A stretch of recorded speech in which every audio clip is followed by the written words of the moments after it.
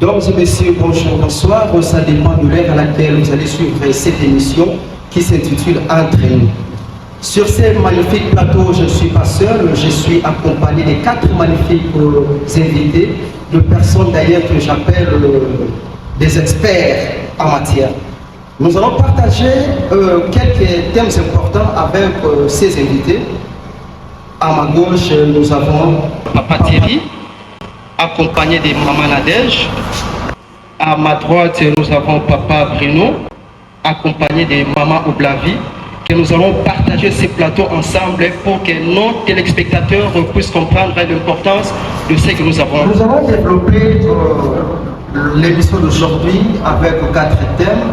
Nous parlerons un peu de l'éducation, de l'informatique, du marketing et du droit. Alors, nous allons commencer par notre monsieur Bruno. Donc, dans ce plateau, nous avons quelque chose à parler.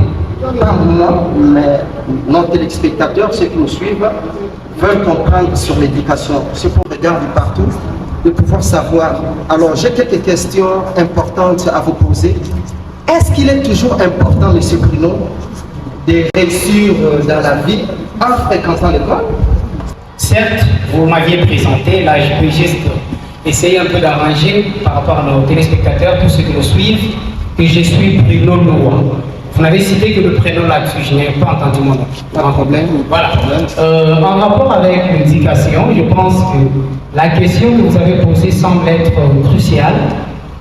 Ce qui dit la fréquentation d'une école en rapport avec la réussite de la vie. Voilà. C'est là où on est. Je pense que s'il faudra un tout petit peu argumenter sur ce sujet, il y a 2 aspects qui seront un peu observés. Nous allons, monsieur, lequel? Ok, merci beaucoup. Je vais aller. Alors, il y a ceux qui ont des ambitions politiques et ceux qui réussissent la vie sans avoir des ambitions politiques. Voilà. Nous avons un petit problème là-dessus. Vous voyez que l'école n'est pas la seule voie optimale pour quelqu'un de gagner sa vie. Comme nous voyons aujourd'hui, tout le monde a dit, il y a des gens qui ont dit, mais ils ont réussi quand même. À l'état, quand même, dans l'école, mais quand même, ils ont se retrouvé. Est-ce que comment une personne qui n'a pas étudié, comme vous dites là, qui peut gagner sa vie? Voilà, vous pouvez d'abord expliquer. Ok, merci beaucoup. Je vais expliquer parce que c'est là où j'étais en train de parler beaucoup plus. Voilà. Il y a de ceux qui chôment, qui ne parviennent pas à réussir leur vie, mais ont étudié, ils ont fait les études dans de très bonnes conditions. Vous voyez que l'école seule ne garantit pas la réussite. Il y a de ceux aujourd'hui qui ont des objectifs, qui essaient de travailler, qui se donnent à fond et qui se retrouvent. Voyez. Donc, je vais expliquer et être un peu bilingue. Si vous allez le comprendre et les téléspectateurs. Excusez-moi, M. Bruno, c'est quelque chose à caractère bilingue. Elle ne se focalise pas seulement en français, mais elle est bilingue, donc on peut parler à la langue maternelle, on peut parler en anglais, on peut parler aussi en français, ça ne dérange pas. Voilà, M. Bruno, à vous la parole. De dire comment quelqu'un peut réussir sa vie sans passer par le banc de l'école. Voilà.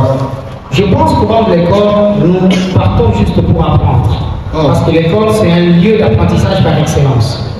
La personne qui n'est pas passée par le banc de l'école a au moins 90% de chances de réussir aussi sa vie. Preuve avec que nous voyons certaines personnes qui n'ont pas fait des universités, qui aujourd'hui essayent par le moyen des bords certains objectifs qu'ils ont eu à fixer, ils ont juste saisi certaines opportunités et aujourd'hui ils réussissent la vie. Et je disais que je vais parler de 2 aspects. Il y a d'accord d'autres personnes qui doivent réussir la vie forcément en passant par le banc de l'école. Okay. Comment je vais expliquer? Par exemple, moi qui suis là, j'ai des ambitions politiques, n'est-ce pas? Mais je n'ai pas étudié, n'est-ce pas? Je ne suis pas passé par le banc de l'école. La langue beaucoup plus fait aussi défaut, n'est-ce pas? Mais déjà le titre que je manque là va causer déjà un problème. Sur le plan politique, à un certain niveau où j'arriverai, sans aucun titre, j'aurai déjà un problème pour avancer. Voilà. Donc, merci Papa Thierry, je vous donne le micro. Vous avez seulement 5 minutes de pouvoir éclairer l'opinion. Papa Thierry, quelle est vraiment la nécessité du marketing? Alors, Merci beaucoup pour la question. Je dois développer la question que vous m'aviez posée. Pourquoi la nécessité du marketing? Le marketing est tellement important parce que aujourd'hui vous pouvez avoir un bien, n'est-ce pas? Vous êtes une entreprise, vous avez produit quelque chose et pour que les gens achètent, pour que les gens consomment votre bien, vous devez, n'est-ce pas, utiliser le marketing pour que les gens connaissent votre bien. Et c'est ça donc l'importance du marketing. Mais nous allons développer là-dessus. Et d'abord, on ne peut pas parler de l'importance si les gens ne connaissent pas d'abord c'est quoi l'informatique, le marketing de commercialisation en fait, où l'entreprise peut utiliser cette technique pour commercialiser son bien. Il y a le produit bien, on peut dire comme ça. Voilà. Alors, l'importance du marketing, c'est juste pour permettre à ce que l'entreprise puisse vendre ou commercialiser le bien qu'il a produit. Alors, sur c'est une technique qu'on appelle les 4 P du marketing. Comment ça? Ah oui. Le 4 P du marketing, je vais expliquer. Il y a le produit déjà. Premier P comme produit. Le second P comme prix. Vous avez le produit et vous devez maintenant mettre le prix. Le troisième P, il s'agit bien de la place ou le lieu. Et puis le quatrième P. Excusez, le téléspectateur veut savoir, est-ce qu'il y a un lieu approprié pour faire le marketing ou bien donc vous pouvez faire le marketing en désordre? Il n'y a pas un lieu, de partout où vous parcourez, on ne vous dira pas qu'il y a un lieu où vous devez faire le marketing. Sauf qu'il faudra peut-être dire qu'il y a des lieux où on peut vendre et il y a des lieux où on ne peut pas vendre le produit. Je vous donne un exemple. Vous êtes offreur, bien sûr, et vous voulez aller vendre le porc, par exemple, dans un lieu où il y a trop de musulmans. Alors que le musulman n'en prend plus.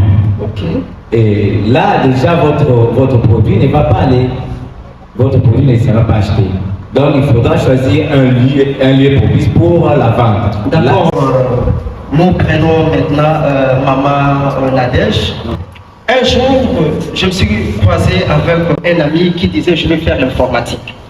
Mais moi, je lui ai dit, faire l'informatique, qu'est-ce que tu vas gagner? Alors, comme on doit savoir, Maman Nadège, je crois que je t'avais déjà salué avant que nous puissions commencer notre émission. Alors, le téléspectateur veut savoir plutôt quelle est vraiment l'importance de l'informatique dans la vie actuelle. Merci beaucoup pour la parole.